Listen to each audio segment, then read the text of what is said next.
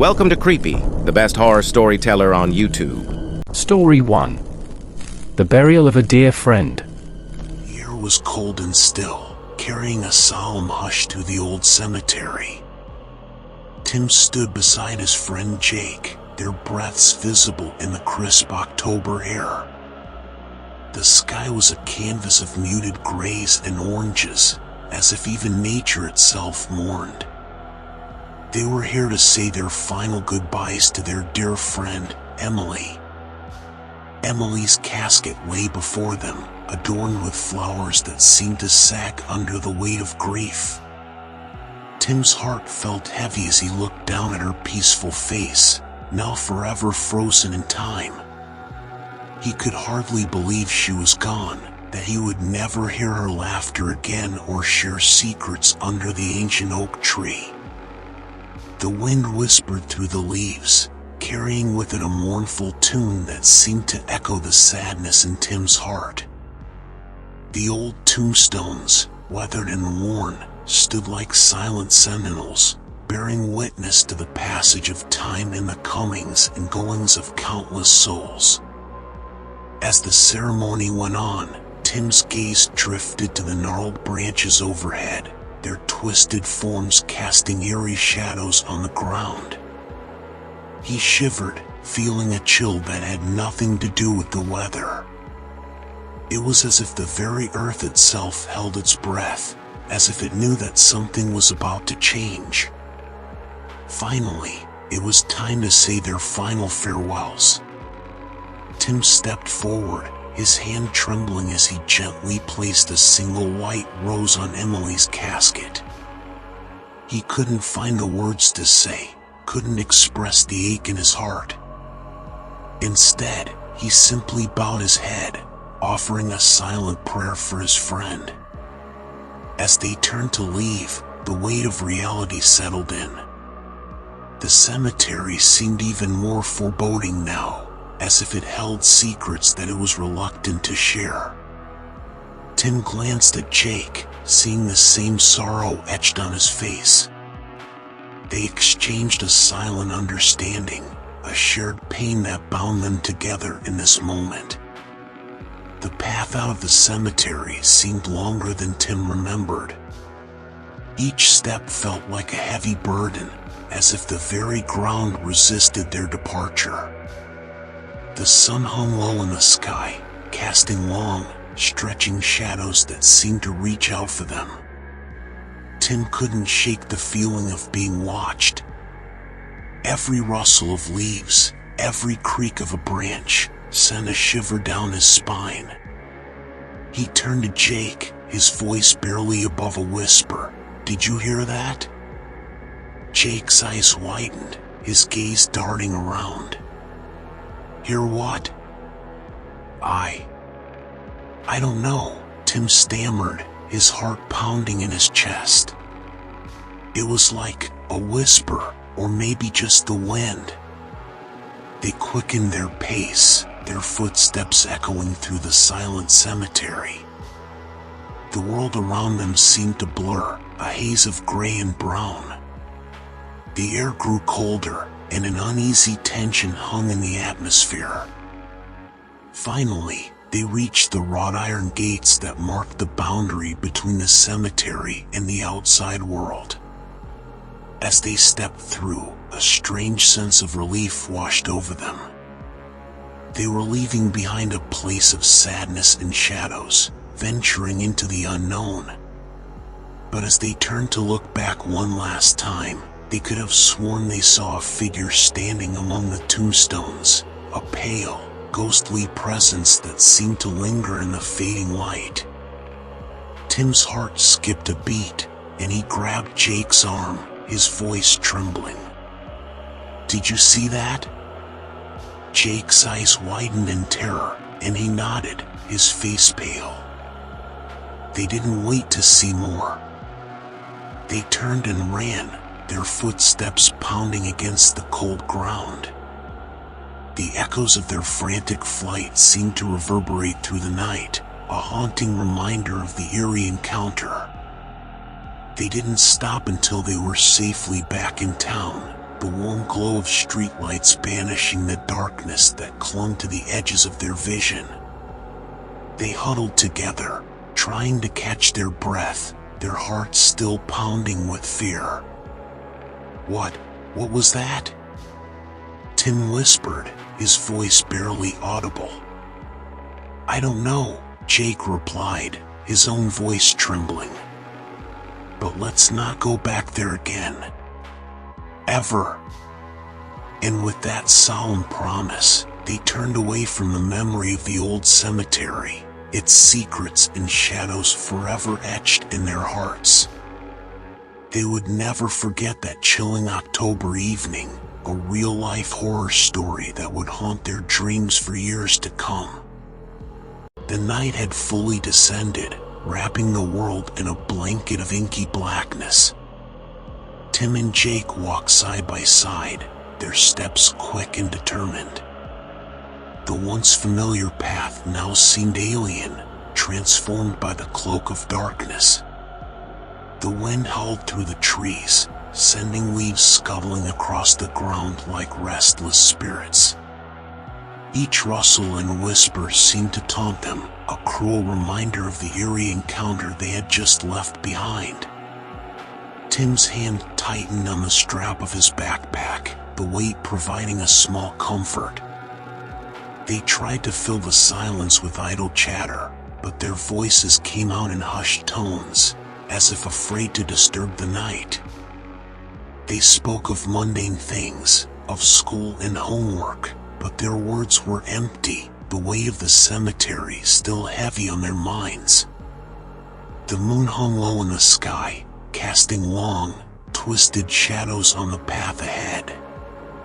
It felt like a lifetime since they had left the cemetery, and yet, the memory of that pale figure lingered, a ghostly specter in the corners of their vision. With every step, the town seemed to draw nearer, its distant lights a beacon of safety. But the journey was far from over, and the path ahead seemed to stretch on endlessly. Tim's breath misted in the cold air, a visible reminder of the night's chill. Suddenly, a noise echoed through the stillness. Tim's heart leapt into his throat, and he instinctively grabbed Jake's arm. They both froze, straining their ears to listen. "Did you hear that?" Jake's voice trembled, mirroring Tim's own fear. A low, mournful moan filled the air, sending a shiver down their spines. It was the wind, they told themselves, just the wind. But it sounded different, almost human in its tone. "We need to keep moving," Tim whispered, his voice hoarse. They resumed their hurried pace, eyes wide and senses alert. As they walked, the shadows seemed to grow darker, more menacing. Every twisted branch and gnarled root seemed to reach out for them, eager to ensnare them in their grasp. The world around them had become a surreal nightmare, a maze of looming shapes and shifting shadows. The minutes stretched into hours, or at least it felt that way. Time seemed to lose all meaning in the suffocating darkness. Their breath came in ragged gasps, the air heavy with tension. The path seemed to narrow, closing in on them, until it felt like they were walking through a tunnel of foreboding. And then, just as it felt like they could go no further, a distant glow appeared on the horizon. The town was within reach, its familiar streets a promise of safety and refuge. Tim and Jake quickened their pace, fueled by the hope that they were almost home. The first houses came into view, their windows glowing with warm light. The streets were empty, as if the town itself held its breath, awaiting their return. Tim's steps grew lighter, his heart lifting with each stride. They were almost there. Finally, they stood at Tim's front door, bathed in the welcoming light spilling from the porch. They exchanged a glance, a mixture of relief and disbelief in their eyes. They had made it. As Tim pushed open the door, the warmth of home enveloped them, dispelling the lingering chill of the night. They stepped inside, leaving the darkness and shadows behind. It felt like stepping back into reality, leaving the surreal nightmare of the cemetery far behind. They sat in the cozy living room, wrapped in blankets, trying to shake off the remnants of fear that still clung to them. The clock on the wall ticked away, marking the passing of time. They knew that they would carry the memory of that eerie October night with them forever, a real-life horror story etched into their souls. But for now, they were safe. They were home. And as the night wore on, they found solace in the simple comfort of each other's company, knowing that they had faced the shadows together and emerged stronger for it. Story 2. The Harvest Festival Curse. The small town of Oakwood was known for its annual Harvest Festival, a celebration of the fall harvest and the community's rich history. The festival was held every October, and it drew people from all over the region. One year, a group of friends named Emily, Ben, and Noah were particularly excited about the festival. They had been looking forward to it all year long. On the day of the festival, the friends met up early and headed to the town square. The square was bustling with activity. There were booths selling food, crafts, and other goods. There were also games, rides, and live music. The friends spent the day exploring the festival and enjoying all that it had to offer. They ate delicious food, played games, and rode the rides. They also listened to the live music and watched the traditional dances. As the day went on, the friends noticed strange things happening. They saw people disappearing without a trace. They also saw mysterious creatures lurking in the shadows. At first, the friends thought they were just imagining things. But the more they saw, the more they realized that something was definitely wrong. "Did you see that?" Emily asked, pointing to a shadowy figure that had just disappeared into the crowd. "Yeah," Ben said. "I saw it too." "What was that?" "I don't know," Noah said. "But it didn't look human." The friends decided to stick together for the rest of the day. They didn't want to get separated, especially with all the strange things that were happening. As the evening wore on, the festival started to thin out. People were starting to head home. But the friends decided to stay a little longer. They wanted to enjoy the last bit of the festival. The friends were walking through the town square when they saw a group of people gathered around a large bonfire. The people were chanting and dancing. "What's going on?" Emily asked. "I don't know," Ben said. "But it looks kind of creepy." The friends decided to approach the group and see what was going on. As they got closer, they could hear the people chanting in a strange language. "What are they saying?" Noah asked. "I don't know," Emily said. "But it sounds kind of scary." The friends stopped a few feet away from the group and watched.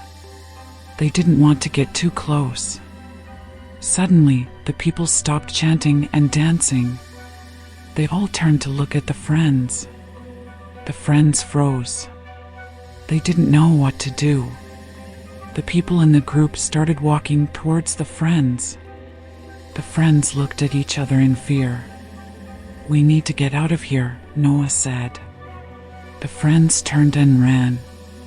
They ran as fast as they could. The people in the group chased after them. The friends could hear their footsteps getting closer and closer. The friends ran through the town square and into the woods. They didn't stop running until they were sure they were safe. The friends collapsed on the ground, exhausted and terrified. "What was that?" Emily asked. I don't know, Ben said. But I don't like it. I think we should go home, Noah said. This is too weird. The friends agreed and headed home. They were all shaken up by what had happened, but they were relieved to be safe. As the friends walked home, they couldn't help but think about the strange things they had seen and heard at the festival. They wondered what it all meant. What was the curse that was said to be placed on the festival every year? Who were the people in the group that had chased them? And what did they want?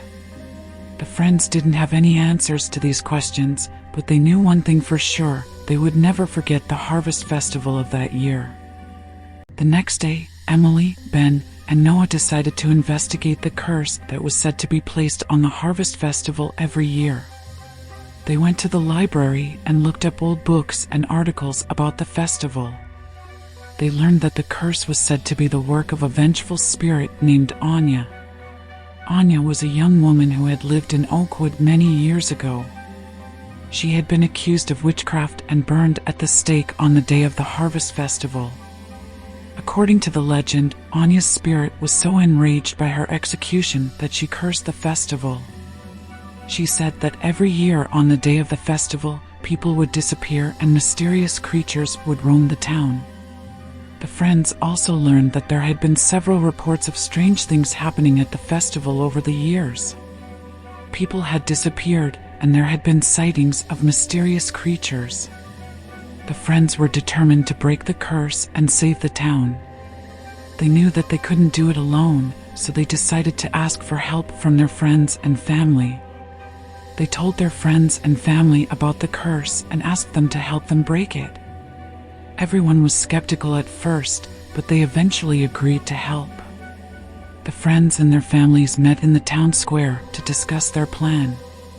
They decided that they would need to find Anya's spirit and ask her to forgive the town. But how would they find her? The friends decided to go to the spot where Anya had been burned at the stake. They hoped to find her spirit there. The friends and their families walked through the woods to the spot where Anya had been burned at the stake. It was a clearing in the woods, and there was a large stone marker in the center of the clearing. The friends gathered around the stone marker and closed their eyes. They concentrated on finding Anya's spirit. After a few minutes, Emily felt a cold breeze on her face. She opened her eyes and saw a figure standing in front of her. The figure was a young woman with long, dark hair and pale skin. She was wearing a white dress.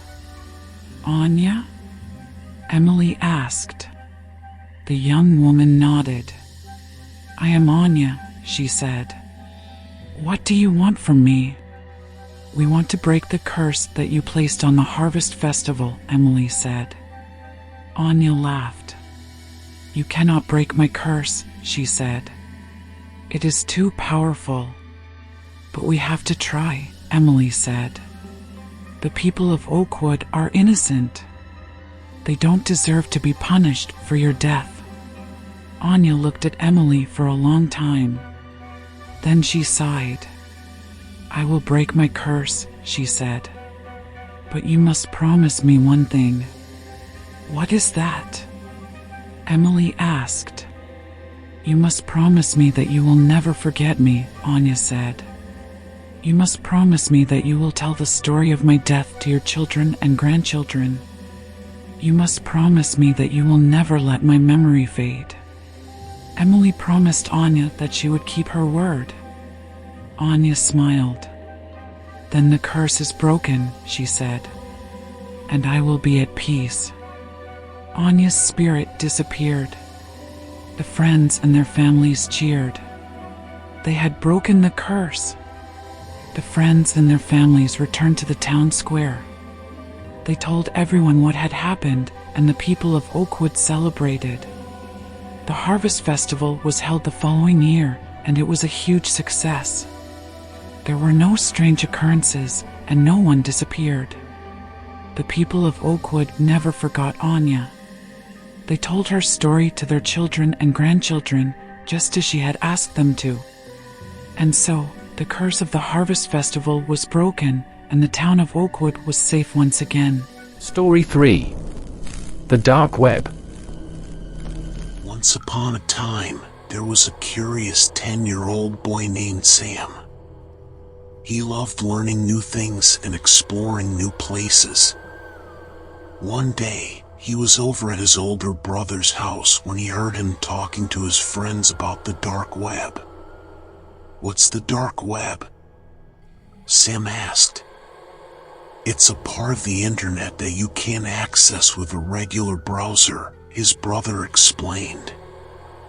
"It's full of dangerous and illegal content." Sam was intrigued. He knew he shouldn't go on the dark web, but he couldn't help but be curious about what it was like. "Can I see it?" Sam asked.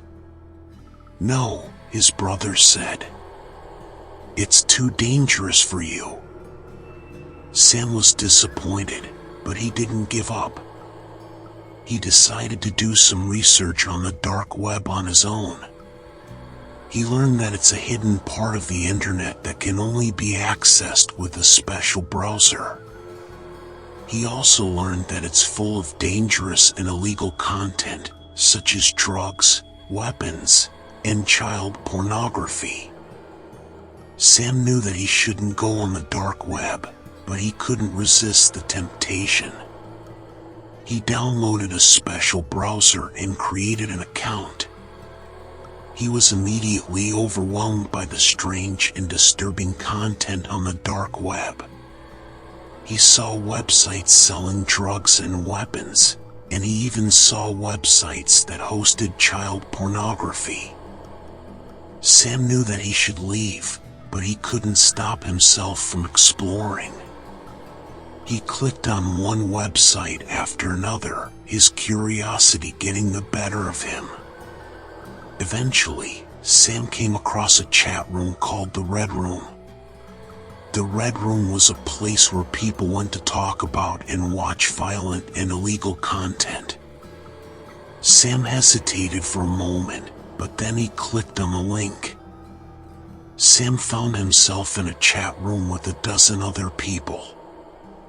The chat room was filled with disturbing messages and images. Sam saw people talking about torture, murder, and cannibalism. He also saw people sharing images of mutilated bodies and beheadings. Sam was horrified, but he couldn't look away. He was fascinated by the dark side of human nature. He started to chat with the other people in the room, and he soon found himself drawn into their world of violence and depravity. Sam knew that he should leave the chat room, but he was afraid of what would happen if he did. He was worried that the other people in the room would track him down and hurt him. So he stayed in the chat room, and he continued to talk to the other people, even though they were saying and doing terrible things. One day, Sam was talking to a stranger in the Red Room. The stranger was nice and friendly at first, but he soon started asking Sam personal questions. He asked Sam where he lived, what school he went to, and what his parents' names were. Sam knew that he shouldn't give out this information, but he was scared. He didn't want to make the stranger angry. So he told the stranger everything he wanted to know. The stranger seemed happy with Sam's answers. He told Sam that he wanted to be friends. He said that he would take care of Sam and that he would protect him from the other people in the chat room. Sam was hesitant at first, but he eventually agreed to be friends with the stranger. He was lonely, and he was glad to have someone to talk to. Sam soon realized that he had made a big mistake. The stranger was not who he seemed. He was a dark web predator, and he was grooming Sam for abuse. Sam started talking to the stranger in the Red Room every day. The stranger was always there for him, always listening to him. He made Sam feel like he was the most important person in the world. But the stranger also started to ask Sam for more and more personal information. He wanted to know Sam's address, his phone number, and even his bank account number. Sam was hesitant to give out this information, but the stranger always had a reason why he needed it. He said that he needed to send Sam a gift, or that he needed to help Sam with a problem. Sam eventually caved in and gave the stranger all of the information he wanted. He didn't realize it at the time, but he was giving the stranger everything he needed to track him down and hurt him. One day, Sam got a message from the stranger. The stranger said that he was coming to visit Sam. He said that he wanted to meet Sam in person and that he had a surprise for him. Sam was terrified. He didn't want to meet the stranger, but he was afraid of what would happen if he didn't. He didn't want to make the stranger angry. So Sam agreed to meet the stranger. He told the stranger where he would be and what time he would be there. The next day, Sam went to the meeting place. He waited and waited, but the stranger never showed up. Sam was relieved, but he was also disappointed. He had started to care about the stranger, even though he knew that he was dangerous. A few days later, Sam got another message from the stranger. The stranger said that he was sorry that he missed their meeting. He said that he had been busy, but that he was still coming to visit Sam. Sam was scared again, but he didn't know what to do. He couldn't tell his parents about the stranger because he was afraid of what they would say. He was afraid that they would ground him or take away his computer. So Sam kept the stranger a secret. He continued to talk to the stranger every day, and he continued to give him more and more personal information. One day, the stranger told Sam that he knew where Sam lived. Sam was terrified. He didn't know what to do. He tried to block the stranger, but the stranger was always able to create a new account. Sam knew that he was in danger, but he didn't know what to do. He was too scared to tell his parents, and he was too scared to go to the police. So Sam continued to live in fear. He was always looking over his shoulder, afraid that the stranger was coming for him. One night, Sam was awakened by a noise downstairs. He crept out of bed and went to investigate. He saw the stranger standing in his living room. The stranger was holding a knife. He smiled at Sam and said, "Hello, Sam. I'm here to take you home." Sam screamed and ran back to his bedroom. He locked the door and hid under his bed. He heard the stranger trying to break down the door. Sam was terrified. He didn't know what to do. He knew that if the stranger got into his bedroom, he would hurt him. Sam prayed for help. He prayed that the stranger would go away. Suddenly, Sam heard the sound of police sirens. He heard the police officers breaking down the door to his bedroom. The police officers rushed into the bedroom and arrested the stranger. The stranger was charged with kidnapping and attempted murder. Sam was safe. He was alive, and the stranger was behind bars. Sam's story is a cautionary tale about the dangers of the dark web. It's important to remember that the internet is not a safe place, and that there are dangerous people lurking online. If you or someone you know is being harassed or threatened online, please report it to the police. You can also report it to the website where the harassment is taking place. Please stay safe. Thank you for watching. Please like, share, and subscribe for more similar horror stories.